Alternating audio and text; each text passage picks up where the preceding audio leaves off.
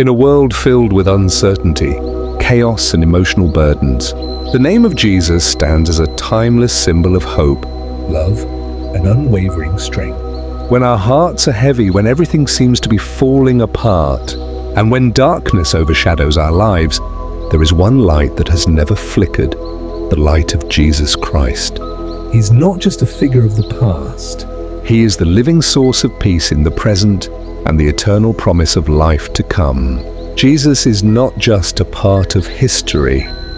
He is hope in motion, walking through our pain, sitting with us in our silence, and lifting us when the world has knocked us down. Born in a humble manger, not in grandeur or wealth, Jesus' life from the very beginning taught us that greatness does not need to be loud.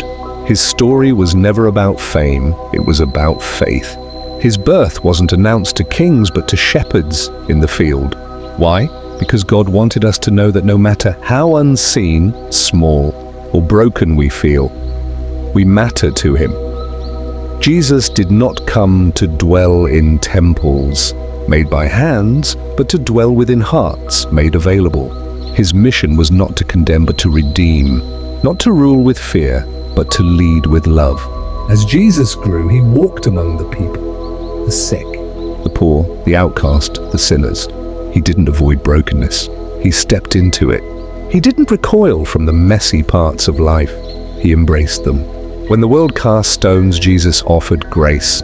When religion created walls, He built bridges. He saw beyond people's past and spoke directly to their potential. His touch healed lepers. His words calmed storms. His presence restored dignity. And His love, His love, was so vast, so deep, that it shattered shame and rebuilt souls. Maybe you felt like no one understands what you're going through. The heartbreak, the silent battles, the fear of tomorrow. But Jesus understands. He knows pain, not from a distance, but from the cross. He knows betrayal because one of His closest friends sold Him. He knows loneliness because He cried out on the cross, "My God, why have you forsaken me?" He knows the weight of grief because He wept when Lazarus died. Jesus doesn't just sympathize, He empathizes. He has walked every valley, felt every tear, and stood through every storm you're facing right now. You are not alone, He's with you. Jesus never promised a life free from pain, but He promised that in Him we would have peace, not the kind the world gives, which fades with circumstances, but peace that stays even when the world is shaking. In John 16:33, He said, "In this world you will have trouble, but take heart, I have overcome the world." That is the Jesus we believe in, not a distant deity, but a present Savior who walks on water so you won't drown in the waves. Even when we mess up, when we fall short, and when we run away, Jesus never stops loving us.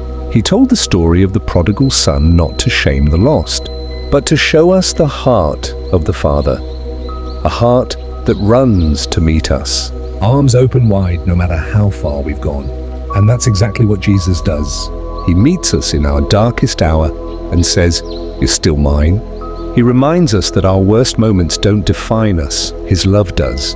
When the world says you're not enough, Jesus says, "You are worth dying for."